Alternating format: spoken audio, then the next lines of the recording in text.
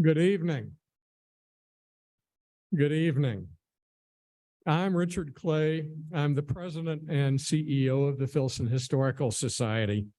Thank you.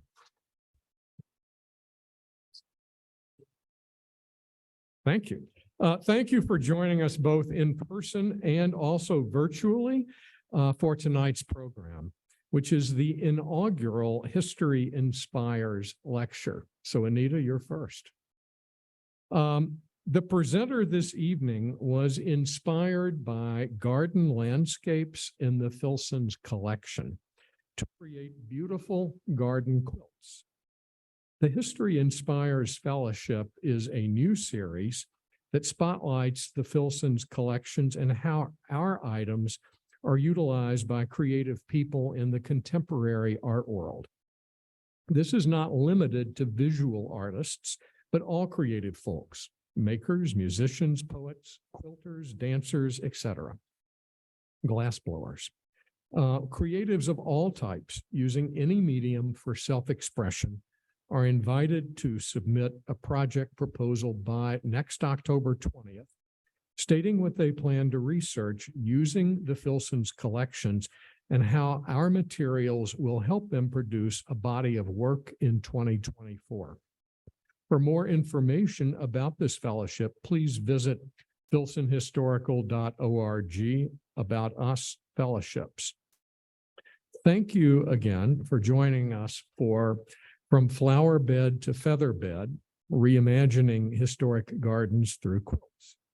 Before I introduce tonight's speaker, I'd like to remind those joining us in person to please silence your cell phones for the duration of the program. For our in-person attendees, there is a microphone at the front of the auditorium for questions. If you're joining us virtually, please ask your questions in the virtual chat, and a Filson representative will share them as time permits. So I think the format will be Anita will lecture, and then we'll save some time at the end for questions from the audience.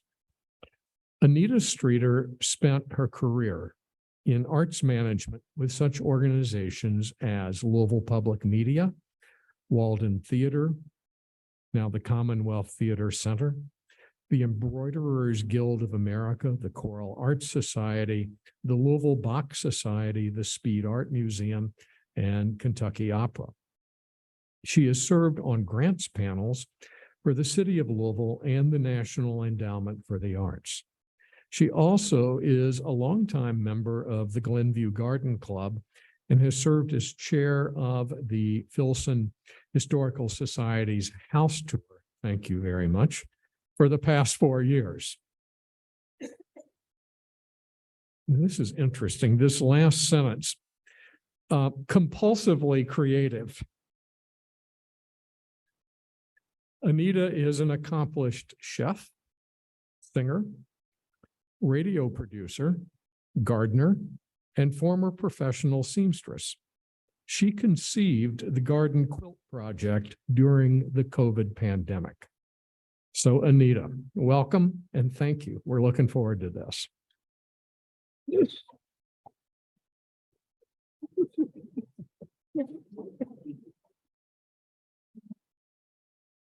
Thank you, Dick. That was a lovely introduction. And I can't tell you how honored I am to be the inaugural speaker on this History Inspires series. Oh my goodness, what a responsibility. Well, some people inherit musical ability. Some people inherit a talent for telling jokes. Others inherit the ability to hit the tennis ball. But sewing is in my genes. My grandmother was never without a piece of what she called work in her hands. My mother was the same, so I followed suit. Early on, I learned to do needlepoint and crewel work and to knit. I am, as I stated in my bio, compulsively creative. When I was a kid, the people in the needlepoint shops and knitting shops hated to see me coming. They knew I'd want to do the pattern in a different color or change the neckline, take out the cables or the sleeves, but I persisted and I learned to alter a pattern. And that just made the thing mine, and frankly, more fun. I got a gift in 1991 that changed my life. My mother had recently gotten remarried and was leading a very full and very fun life, and announced one day that she would no longer do my mending. So when I graduated from law school that year, did she give me a briefcase? No, she gave me a sewing machine. That was a prescient gift. During the limbo of waiting to hear the results of the bar exam, I attacked the mending, hammer and tongs. I mended everything that needed it. Then I went down to Bare Fabrics, the beloved 3-story fabric emporium on Market Street, got myself a pattern, some beautiful fabric, and made my child a dress. I was gobsmacked. It was magic. I was hooked. I'd started with nothing and ended up with something that was wonderful, unique, and beautiful. So I began my career as a lawyer. I was low on the totem pole, and there wasn't much work for me at the firm. So one day I went back down to Bears on my lunch hour and brazenly put myself on the seamstress list. I became a dressmaker. I didn't know it then, but I'd found my passion. Then there was a second gift that changed my life. An encounter with Sid Ayoun. Sid was an employee at Bears who taught me a lot of what I know about sewing. She was regal and irreverent and often wore clothes of her own design and making. One day while she was waiting on me, I said, "Sid, you ought to have your own shop. You ought to be designing clothes, or at least be making costumes for the ballet. You shouldn't be just cutting fabric." She looked me square in the face and said, "I love my job. I like the people I work with. I have health insurance, and I get to see something beautiful every day." And I was stopped in my tracks. I froze because I couldn't say that, and I needed to. So I quit my job as a lawyer, became a costumer for Walden Theater, and continued making clothes for my children and me, and wedding dresses and home furnishings for clients. As the years went by, I spent a lot of time in fabric stores and was regularly sidetracked by what I saw. One of my favorite haunts was a wonderful store in Shelbyville called Making Ends Meet. It sold ends of bolts and remnants of high-end home furnishing fabrics at a great discount. In a dusty corner, they had a basket full of rolled up scraps of toile, marked $1, $5. For some reason, the idea of buying a bunch of them and making a quilt just popped into my head. Years before, I'd made this simple star quilt for my husband. A decade later, I made this applique quilt for my daughter as a present when she graduated from high school. Each square and each heart is a scrap from something I made her. I love this quilt, and she does too. But I knew I could make something really interesting with those pieces of toile. So I went to my book on quilt making and started altering a simple pattern made of large triangles and stripes. I got about halfway through and was stumped and lost interest. So I put it away in the basement and didn't think about it again until COVID, 25 years later. I found the box with the unfinished quilt, the stash of toile, and the quilting book, and I finished it. When I stood back and looked at it, it was obvious that the quilt looked like a garden. And this was the revelation. By designing a quilt made up of sections of large half-square triangles and strips, I could show the plan, the map of a garden. And by using the toile, I could paint a picture of what went on there. I had a compulsion to make this quilt. Regardless of the sewing project for me, the fabric is always the inspiration. And now I was inspired to use this toile fabric to document a garden and to animate it. In essence, I was adding the fourth dimension, time, to a three-dimensional object, a quilt. The first three dimensions of a quilt are obvious. The first two being the X and Y axes, the quilt top. The third dimension, volume, is the quilt's other two layers, the batting and backing that are held together by stitching. The fourth dimension, time, is what the pictures in the fabric show. This isn't an abstract concept. The images on the toile are a snapshot in time. Plants sway in the wind, men cut hay, horses run, children play. Even buildings indicate time, as they're the setting for the life that goes on in the scene. And buildings shown in a state of decay indicate time past. After all, what is a garden except a controlled landscape that's a set, like a theatrical set, that's a place designed for things to happen? To be metaphysical about it, time, the whole piece is an expression of time past, time present, and time future. So what is toile? You know it when you see it, but what actually defines it? What makes it distinct and separates it from other printed fabrics? Toile is a printed fabric where the designs are very finely drawn and highly detailed. The designs were traditionally bucolic scenes printed in black, blue, or red on a white background. Modern toile is just as likely to show well-known characters, vegetables, or potted plants. The key, though, to identifying toile is that the design looks like an engraving. That's because the art of engraving is how it all began. Although originally first produced in Ireland in the 18th century, toile quickly became associated with France. The first toile factory was opened in 1760 by German-born Christoph Philipp Oberkampf in Jouy, a little town near Versailles. It's no accident that the printed designs were so detailed. Oberkampf had been an engraver before he got involved with fabric. Today, the range of subject matter is infinite, and the rules on color are out the window.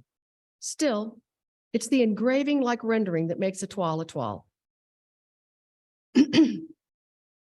I made the first garden quilt for my brother-in-law, Anita Streeter, a garden designer and expert in 18th century art and furniture, because I knew he would intuitively understand what I was trying to achieve. I modified the simple quilt design I had made before so that it looked more like a garden. I segregated the different garden elements, paths, beds, and structures by using color and different shaped quilt blocks. So for the flower beds, I used bright colors. For the fence, I pieced horizontal and vertical lines into a strip. And for paths, I used the traditional flying geese blocks to show direction. As a final touch, before putting the layers together, I added something I call the fringe around the perimeter. I love this idea for a couple of reasons, and I use it on every quilt. To begin with, the fringe honors the quilter's time-honored ethic of frugality and using every scrap. The fringe repeats non-dominant fabrics and colors found in the body of the quilt, tying the quilt's colors together and unifying its design. Its design is in a repeating pattern that uses colors in the proportions that will allow all the colors to be used throughout the entire perimeter. The repeating pattern also prevents you from getting clumps of color that look haphazard. The factors to take into consideration in working out the math of the repeating pattern are how much yardage of each fabric is left and which colors need to be featured because they were just accents in the main design. This is a diagram of three color patterns that appear random, but are anything but random. The first sequence is a mirror image. The pattern is red, blue, green, blue, green, blue, red. In the three-piece pattern, green and red appear twice, blue appears 3 times, so we would need more blue. The second sequence is a simple series of 3 colors: red, blue, green, red, blue, red, blue, red, blue, green, red, blue, green. This time, each color appears the same number of times, so you'd need the same amount of fabric for each. The third sequence is a 4-piece series where the first color is inserted between the other 2. Red, blue, red, green, red, blue, red, green, and so forth.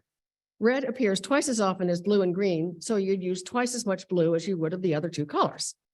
The fourth sequence is a 6-piece pattern made up of 2 alternating blocks of 3 colors: red, blue, red, green, blue, green.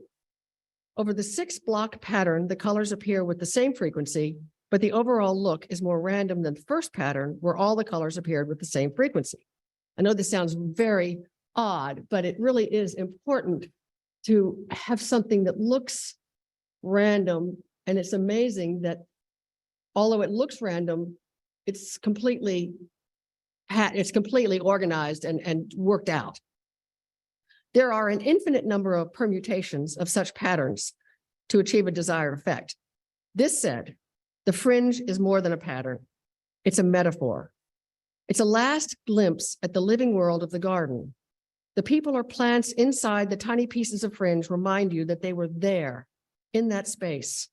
The fringe also acts like rays of energy, radiating the tranquility, the love of nature, and the unique vibe of the garden out into the world. While I was overall very pleased with the finished product, I knew I could do better in the area of garden design, not being a garden designer myself.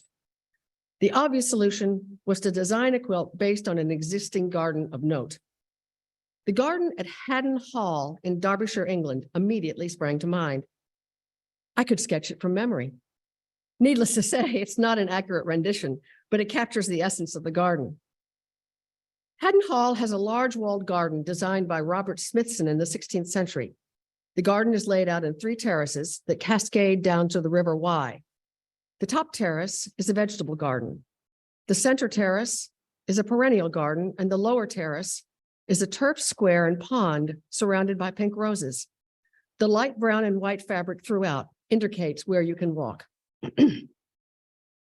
I set the garden in context by surrounding it on the left and top with the manor house walls, which are dotted with pink roses, and on the right and bottom with the River Wye nestled between sky and riverbank. Here, context not only places the garden in a particular geographical space, it incorporates images that relate to something that actually happened here. In the mid-16th century, Lady Dorothy Vernon, the younger daughter of Sir George Vernon, owner of Haddon Hall, fled from the house in the dark of night and hid in the garden, keeping watch for her beloved. When she spied him on the bridge, she ran to him, and legend has it that they lived happily ever after. I loved the finished Haddon Hall quilt, but felt that it was terribly busy. It contains no less than 14 different fabrics and over 10 different quilt blocks. I needed to simplify the next design, and the pond garden at Hampton Court seemed like the perfect thing. This symmetrical garden is dominated by large patches of lawn that are ringed by perennials and traversed by paths. However, the garden was not always so. As you know, a lot can change in the garden, and this spot at Hampton Court has been tended for over 500 years. The garden was originally created as an ornamental fish pond for Henry VIII. Mary Tudor, Henry's older daughter, drained it and transformed it into a place where she could display her rare and exotic plants. By the early 20th century, the garden had been turned into the Dutch-style garden that exists today, with its tiered paths, topiary hedges, and beds of annuals and perennials. In order to simplify, I forced myself to pare way back and used only 6 different fabrics. The focal point would be the lawn itself. Not only would this garden be simple, it would be abstract. There was no need to use colors that in any way suggested the parts of a garden. To emphasize the garden's stillness, I used very simple blocks for the turf and for the perennial borders. And the only sense of movement comes from the flying geese quilt block used for the walkways and, of course, from the birds and leaves. I wasn't very happy with the result. The big patches of lawn didn't work as a focal point. The fabric wasn't very interesting, and there was no drama or tension created by vivid colors or interesting blocks. I had to fix it, and did so by creating a new focal point. Up to now, I had only pieced quilt tops as the method of construction. When you piece a quilt, you sew together individual blocks to create the quilt top. Because this quilt top was already completed, sewn together in one piece, changing it would have been a huge undertaking. So the easiest fix was to applicate a new piece directly on top of what had already been done. That middle part wasn't there. That's what I'm about to tell you about.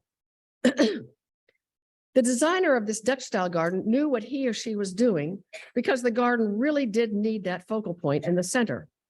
Digging through my stash, I found the perfect small scrap that a friend of a relative in New York had given me, and I had one of those aha moments. I'd make the oval, but instead of piecing it into the quilt, I would applique it directly on top of the finished top. And to gild the lily, I set this perfect oval on top of some cows, and the effect was outstanding. Combining the modern cows and the antique boy wasn't jarring. It added some levity to an otherwise staid composition. The quiet, dreamy image of the man playing the flute perfectly mirrors the feeling of the garden, and at the same time, it animates it. This one small element was the perfect focal point. The takeaway from the pond garden focal point snafu is that when starting a new project, the first thing to do after choosing the garden is to identify the focal point and find fabric for it. The focal point can be a lawn, a statue at the intersection of paths. It can be a pool. The fabric for the focal point needs to draw the eye. Either the color or the design or both need to be strong enough to draw your attention and help orient you in the space. After creating the focal point, you need to put together a color scheme with fabrics for the rest of the quilt that will harmonize with and frame the focal point. These are fabrics that will be used for other elements in the garden, like borders, paths, and structures. Then a feeling about the garden will emerge. Does it look restful? Does it look wild? Is the tone sophisticated or is it whimsical? It's important to choose quilt blocks that will reinforce the effect that the fabric dictates.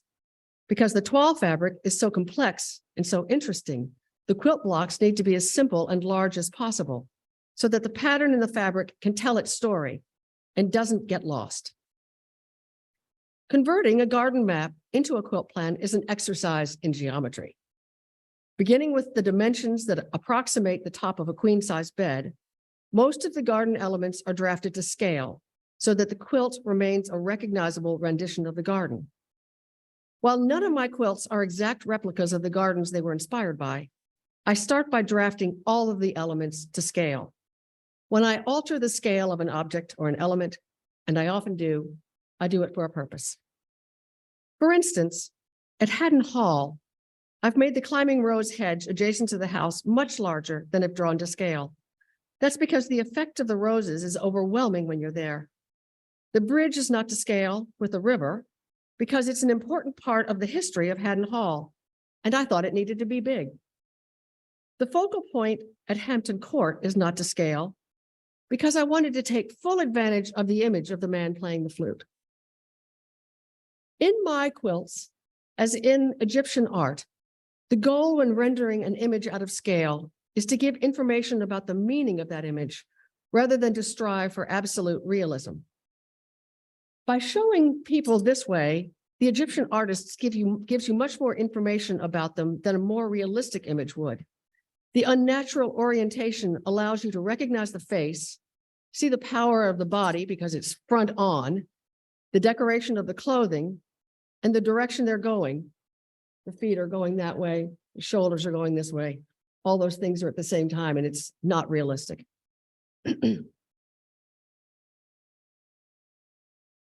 Gertrude Jekyll, one of the most influential garden designers of the early 20th century, is among my favorites.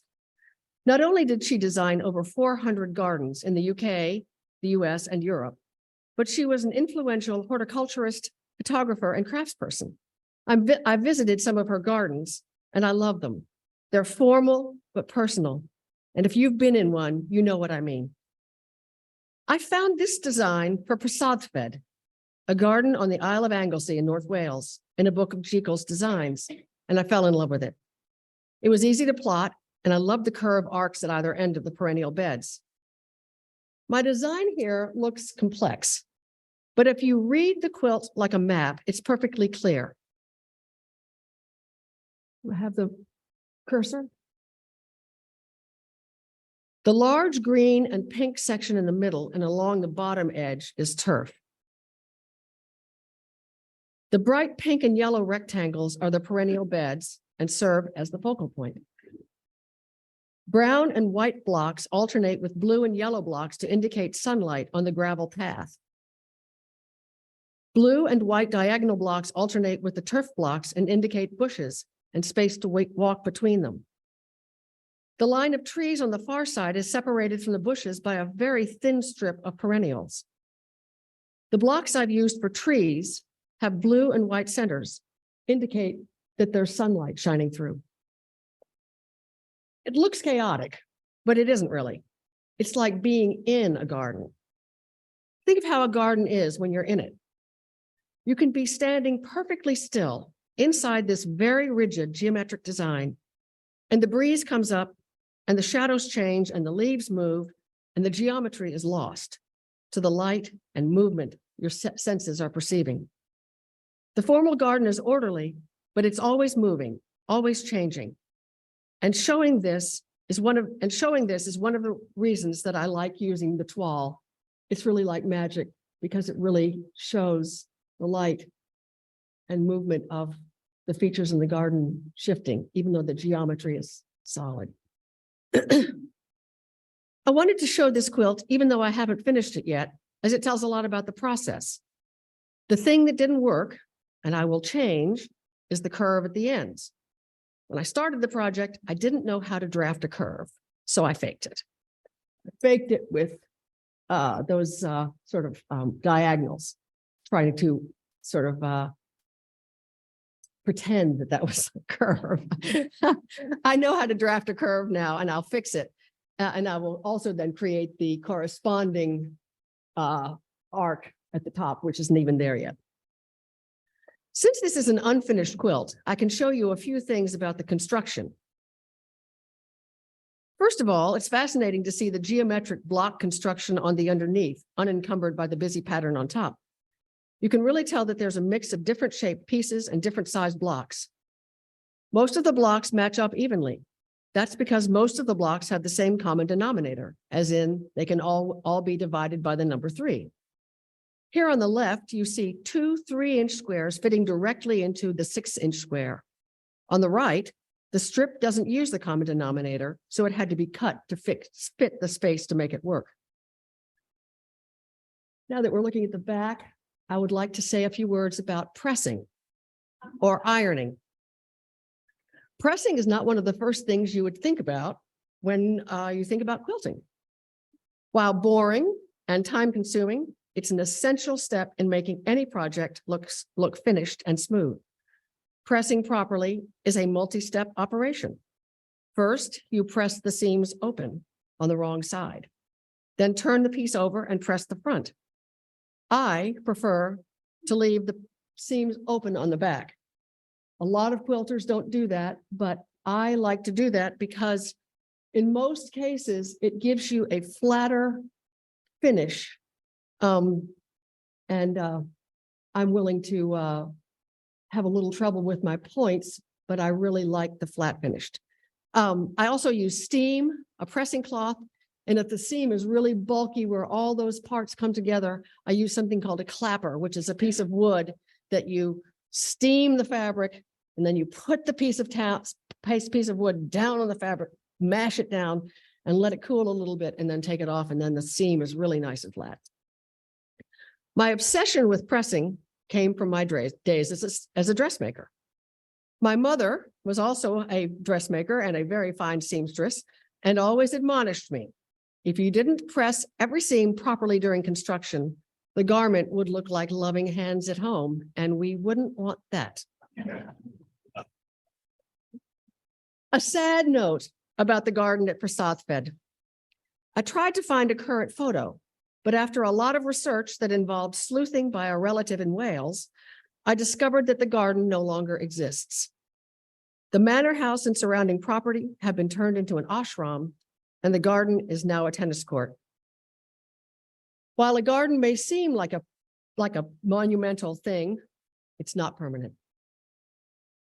Since we just celebrated the 200th anniversary of the birth of Frederick Law Olmsted, I wanted to make a quilt based on a landscape design by him or his firm, and preferably one here in Kentucky. The obvious place for me to start my search for such a design was here at the Filson. I thought I'd be lucky if they had any Olmsted designs, so I asked also for the files of local landscape architect Andrews Haldeman.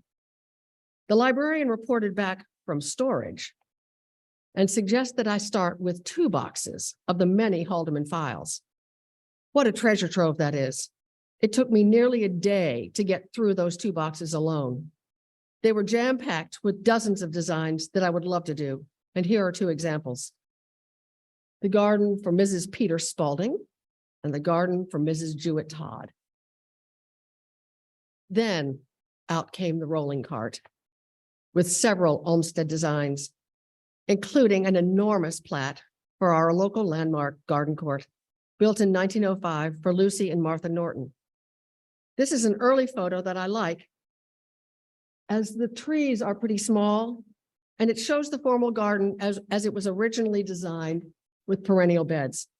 When we think of garden court, we don't think of a landscape so much as we think of a formal garden behind the wall that is adjacent to the house. But the design of this property includes the recognized hallmarks of the Olmsted aesthetic, curving lines and naturalistic parkland. So I incorporated the curving driveway to the house. Let's approach garden court as you would if you were coming to visit. You would enter via the driveway that you see to the top left of the slide. Still unsure of how to construct irregular curves, again, I had to cheat. This time I used hexagonal blocks to approximate the curved driveway. Using the hexagons for a wide border was a good way to create a random look for the untamed green space surrounding the house. Another thing to note is on the right, the green on the right side is the line of yew hedges, which are still there at garden court against the pergola.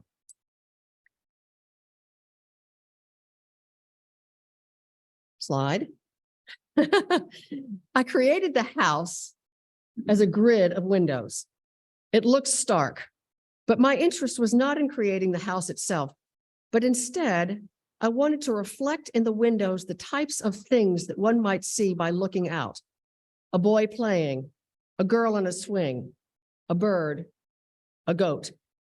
Even the window frames are made with fabric that is teeming with life.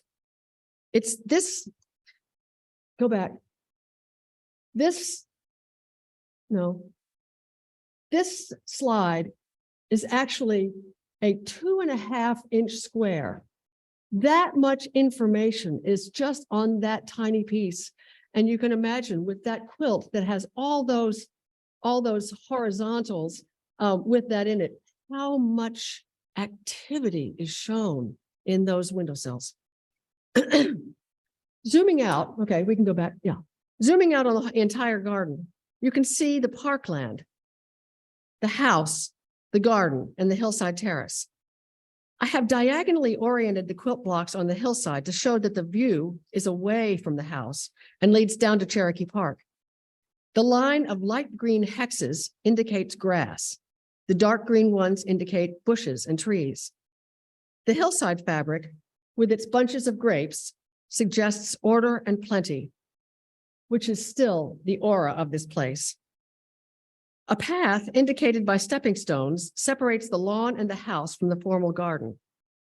While I ordinarily like to use a quilt block that suggests motion and direction when making a path, here I wanted to show a path that need not be taken, perhaps because there's no reason to leave this beautiful spot. For the most part, I've made the garden as it was originally designed with the perennial beds. The garden is very changed today due to the heavy demands of keeping a perennial garden up to snuff. While still beautiful, the original planting scheme has been replaced today by knockout roses and turf. The focal point of this garden, of the formal garden, was the statue at the intersection of the bisecting paths.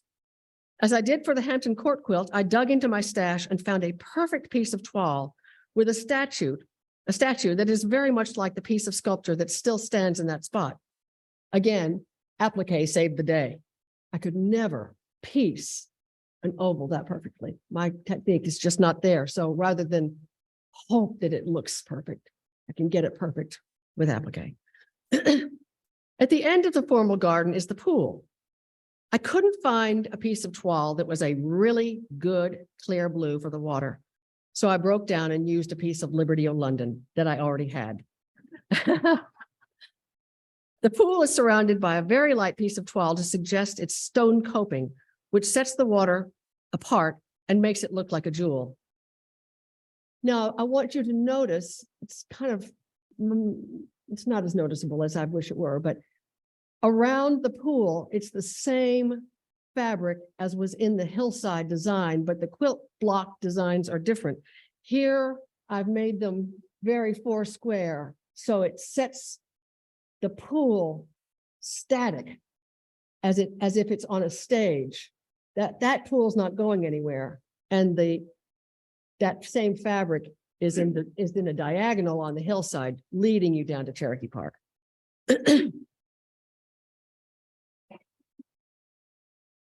With a nod to the current, next slide. Yeah. With a nod to the current planting, I put hedges of roses on both sides of the garden. On the far right is a wall that separates the garden from the adjacent parkland. On the far left is the long pergola. In it, I've used the churn dash block to indicate the built structure and the path. I put spots of pink in those blocks to acknowledge the flowering vines that have always covered the pergola. I may have overdone it. Too much color, too many patterns, too many ideas. But I think I accomplished what I set out to do, and that was to document not only the basic design of Garden Court, but give you some sense of what it feels like to be there. I returned to the book of Jekyll Designs because of her circular garden, Pollard's Park. I was charmed by the idea of an enclosed round garden, and I wanted to conquer the circle. My mantra here was simplicity, as this was to be a baby quilt. After I drafted the design, I had a hard time figuring out how to incorporate the toile animals that were what I wanted to play with. Here is my first attempt.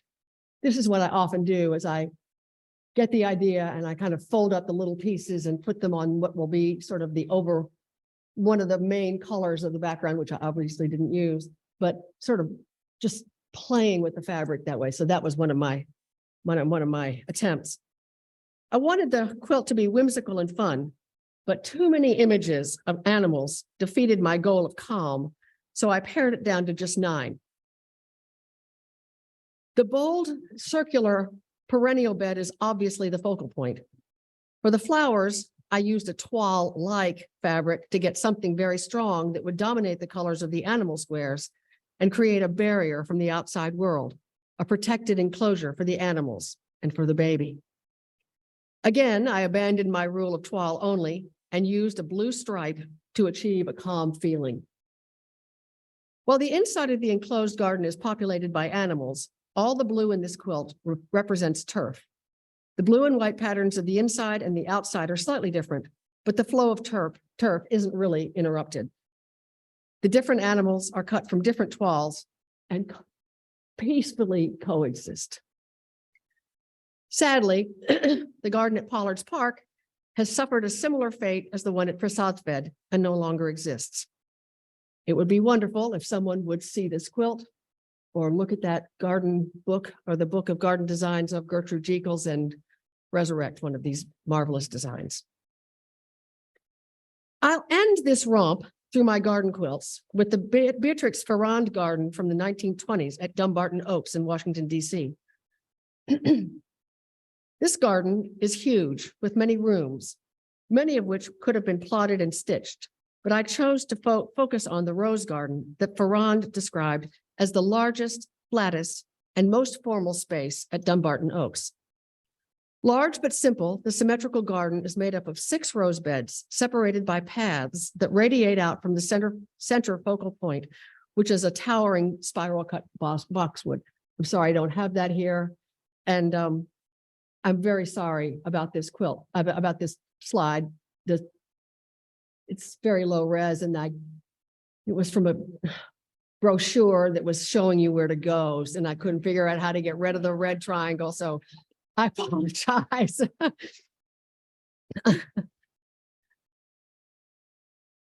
Okay. Large but Large but simple, the symmetrical garden is made up of 6 rose beds separated by paths that radiate out from the central focal point, which is the spiral boxwood. In describing these quilts, I've mentioned 2 traditional quilt blocks that I've used again and again, the churn dash block and the flying geese block. In this quilt, I use both of them in a non-traditional way. As I've already said, I often use the flying geese block to indicate movement and direction in paths. The traditional configuration of the blocks is seen at the top of this slide. That on the top is flying geese, and in the middle is where I've drawn what that top piece looks like. I've drawn it so it's easier to see what they look like before you get involved with something as busy as toile. On the bottom is what I have used in this quilt, and that is just taking those same flying geese blocks and turning them on their side and rotating them so you get a zigzag effect rather than a directional effect. And I just thought that would be fun. The churn dash block, as you see here, is the other traditional quilt block that I have modified in this quilt. At the top left of the diagram is the block in its most basic form. And to the right is how I have altered it to use and show the central rose beds. I've added strips between the squares and I've blown it up to, in reality, be 20 inches wide, 20 inches square, which is over twice the size as you would normally see such a quilt block. The garden's focal point is the center circle. And the next slide is this is it being applied on a hoop. And that's really the best way to do that. You have the finished top before you add the other layers and lay that piece on and carefully stitch that on and an applique. Next slide. I just thought this would be sort of fun to look at. There's so many incredible possibilities that you can do with different kinds of coloring of one quilt block. I mean, this is the same churn dash block, but I've just chosen to color different parts of it differently. And you come out with this crazy looking thing. And if you didn't know it was the churn dash block or you weren't a quilter, you would just think, wow, that looks wild and random. But again, of course, it's not random. And it is the same block that I made in the other one.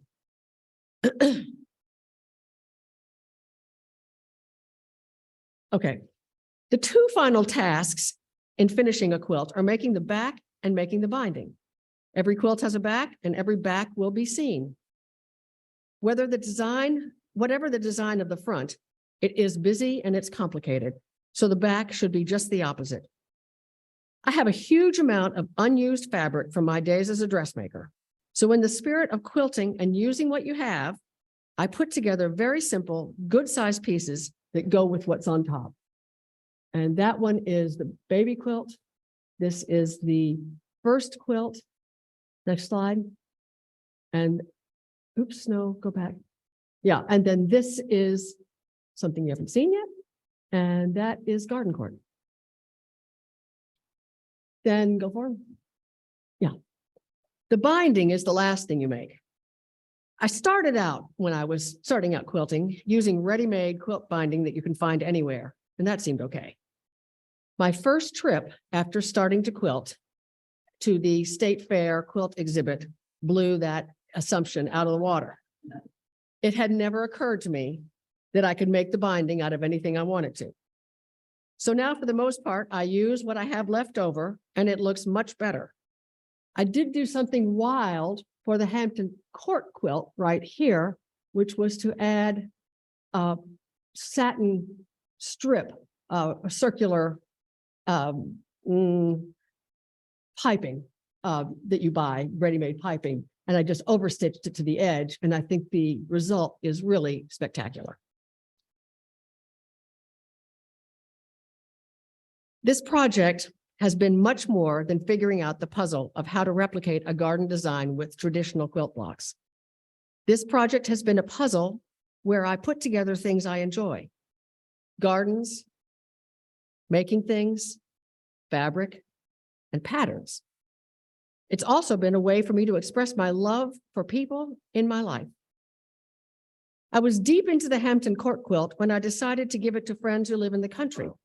It was perfect for them, as the quilt mirrored the tranquility and classical simplicity of their personal style and aesthetics. I made the Dumbarton Oaks quilt as a gift for other friends and incorporated images of things shared in our lives, history, our matching wallpaper, and of course, music. And then there's the reappearing bluebird in the Pollard's Park and Haddon Hall quilts. It's the memory of that beautiful song, The Bluebird, that my daughter Margaret sang to such acclaim so many years ago. Slide. As I said, I really like patterns, and especially grids.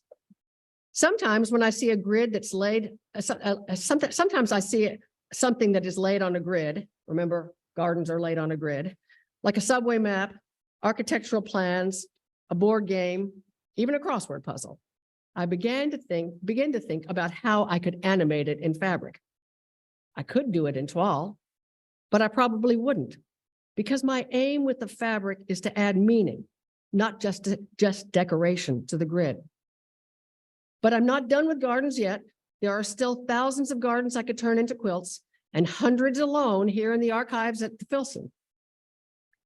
People ask me all the time, which is my favorite quilt? And it's hard to say. I love them all. And every time I finish one, the end product is really, really thrilling. But which one is my favorite?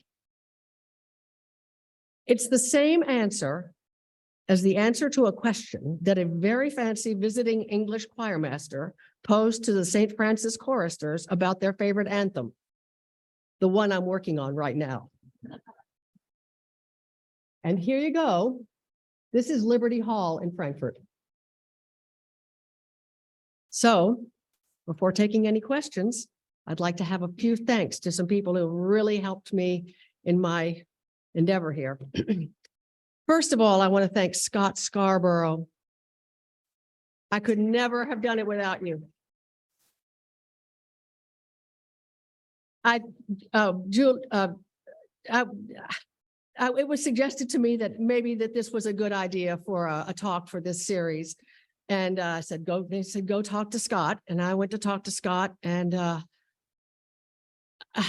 asked so many fantastic questions that made me realize I'd given this so much more thought than I'd really realized that I had. So thank you so much for inspiring me to know what I had to say. And I want to thank Elizabeth Clay, Dick's wife, my quilting tutor, who is a lifelong quilter and a master at getting the points perfect.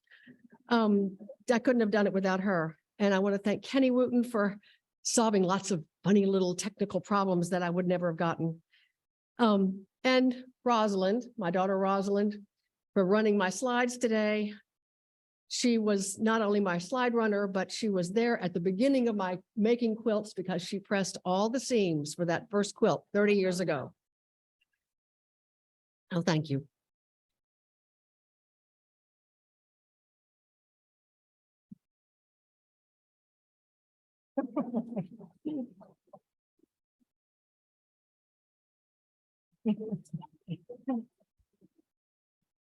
Well, Anita, having hit it out of the ballpark tonight, are you ready for some questions? Oh, absolutely. All right. Any questions?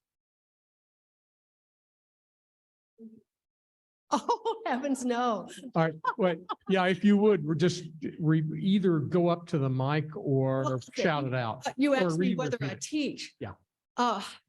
No, I feel like I'm such a neophyte.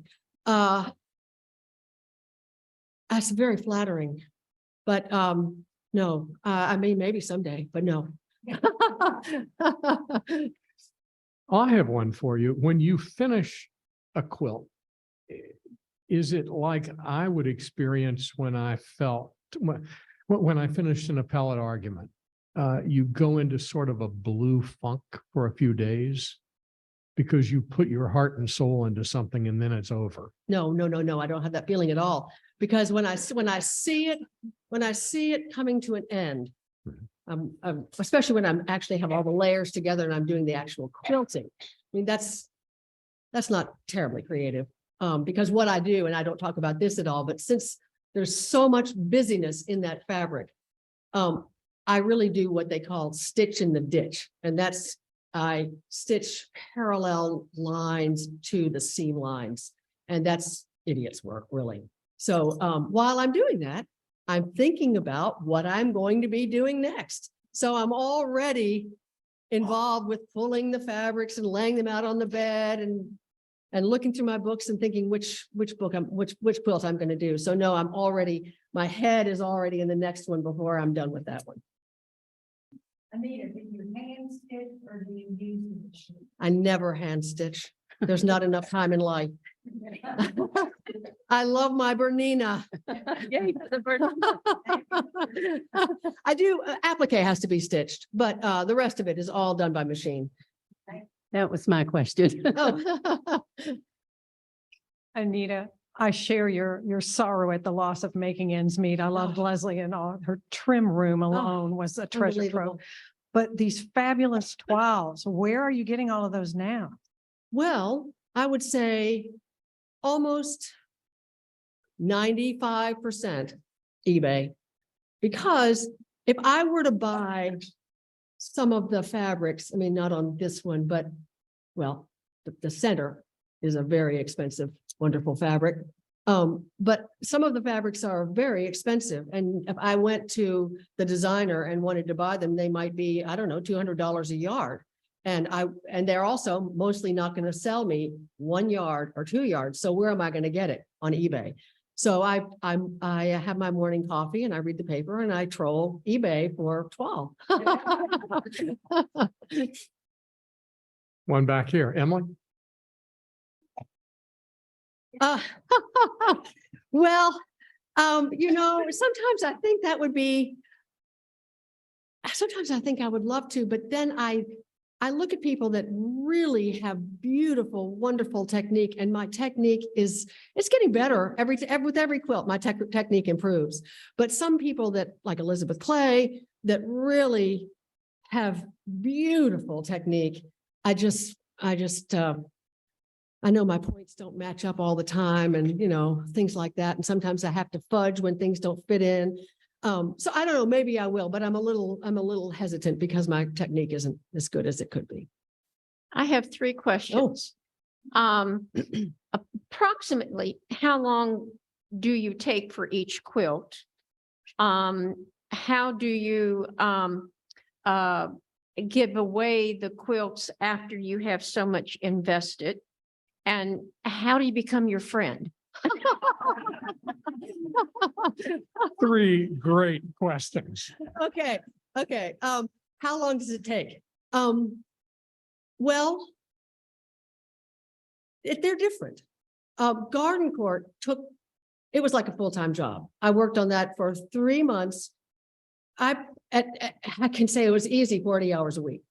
I really worked at that like a full-time job. And one of the reasons it was so time consuming was those damn hexes.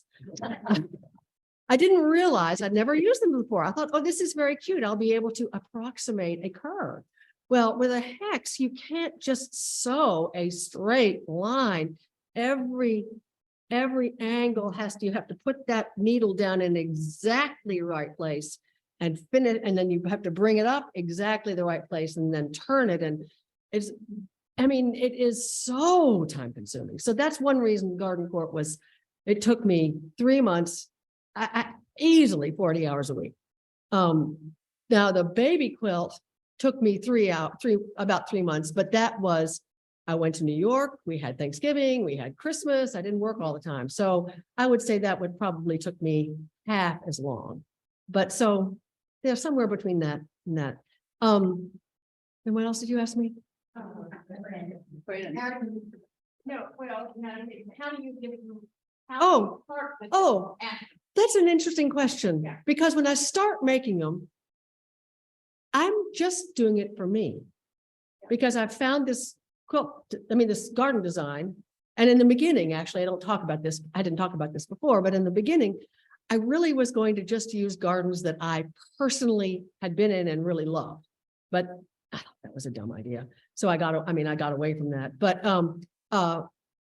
I do ones now, even if they're just out of a book and I've never seen the garden. I like that, and I love the fabric, and I love fabric.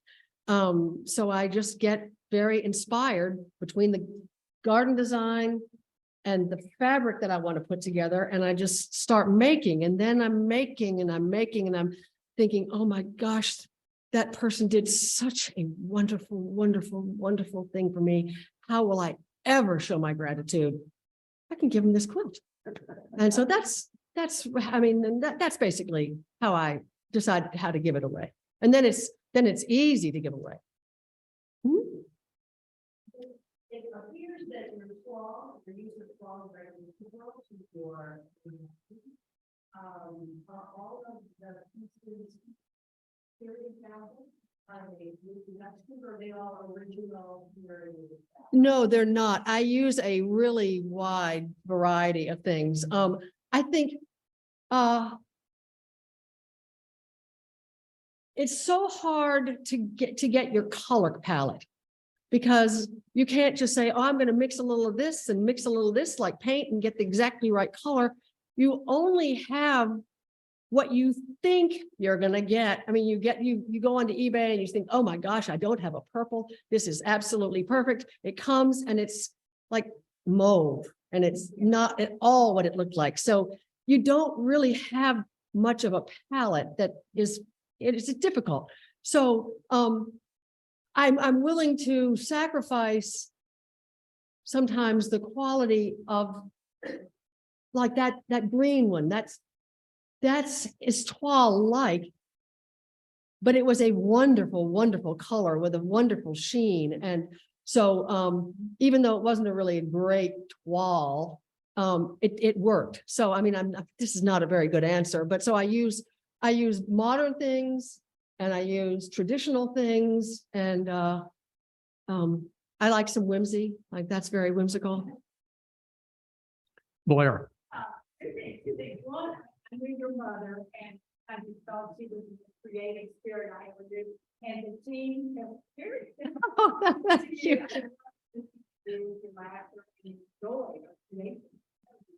That thing is, it's really fun to hear somebody talk about something and live a garden of. You took those gardens and you love them, and you're a true artist. You don't just copy those gardens. And I think your art could be in the book, so that you could be a face on.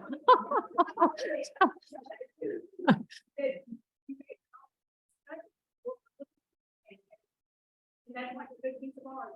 Well, thank you. Well, thank you. Thank you. I do really feel that I have a lot I want to say, and you helped me so much, Scott, really crystallizing that.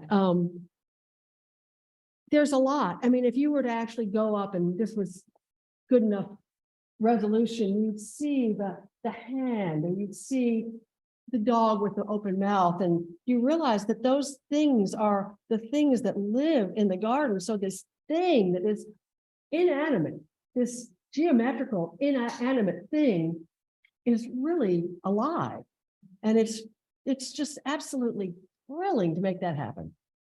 We have time for one more. Two more.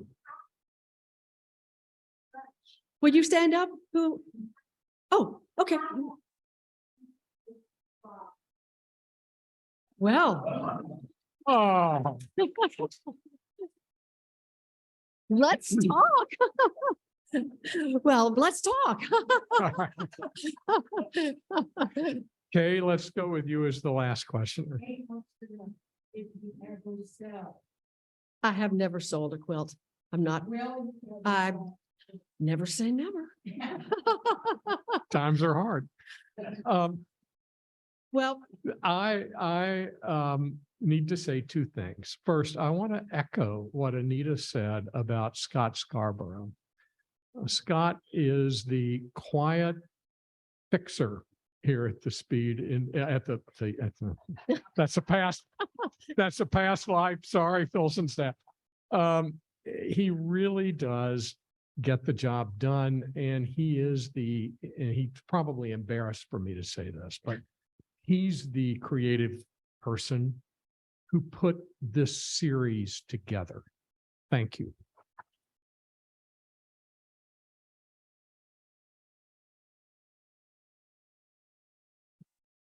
Secondly, Thank you. to one of my oldest, dearest friends.